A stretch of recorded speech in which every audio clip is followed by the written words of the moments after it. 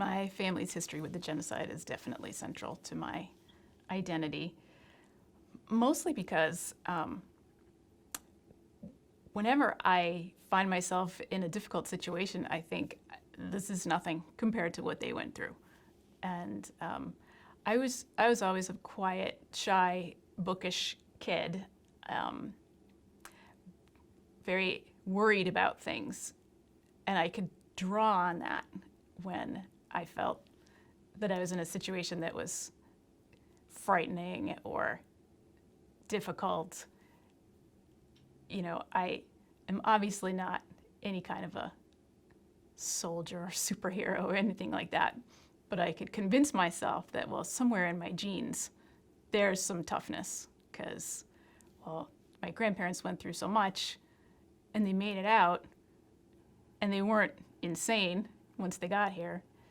So, you know, I should be able to manage whatever's in front of me here. It's like my secret superhero inside. When I was growing up, none of the kids at school had ever heard of Armenia, Armenians, the Armenian Church, the Ottoman Empire, the genocide, none of that. And I found myself explaining over and over again who I was, where I came from, and was often met with disinterest. You know, young kids really couldn't care less if your grandparents were in some kind of a very difficult situation.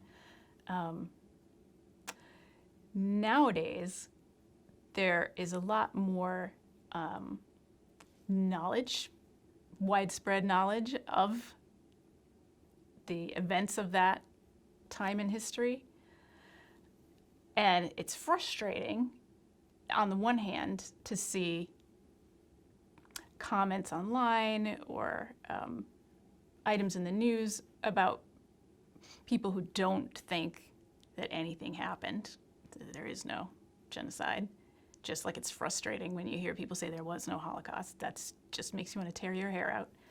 But on the other hand, the number of people who do understand what happened, are aware of it, and are supportive of it has increased since I was young. What's great now is that 100 years on, most people of my generation and younger are happy to come back together again.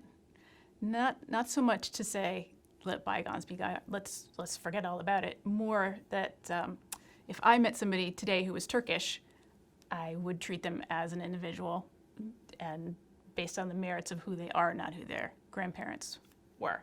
And I have a son who's just graduated college. He has a roommate has been his friend all through college who's Turkish. And the two of them, it was never an issue between them, who was Turkish, who was Armenian. And in fact, they're such good friends, they live together now after college is over. And I was just able to meet this kid's parents recently, who did come from Turkey. They're more recent immigrants. And they said that during the genocide, their families had taken in Armenian orphans to help them, which I thought was fantastic. And I love the idea that even though something terrible happened in the past, it's possible for people today to come back together. And there is an independent Armenia now, when there wasn't when I was growing up. I believe that happened in 1991. And my father at the time said, I never thought I'd see this in my lifetime. I never thought that this would ever happen. And I think that makes me feel very hopeful. So, yes, the genocide happened, that was awful. Yes, my grandparents lost a lot of their family, that was terrible.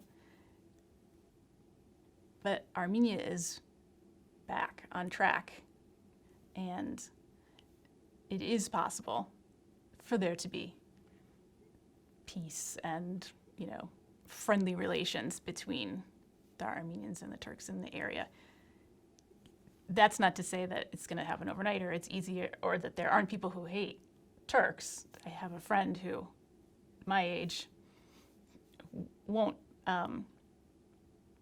patronize Turkish businesses. You know, she can't know that my son has a Turkish roommate because she'd never speak to him again. But overall, it does make me hopeful for the future.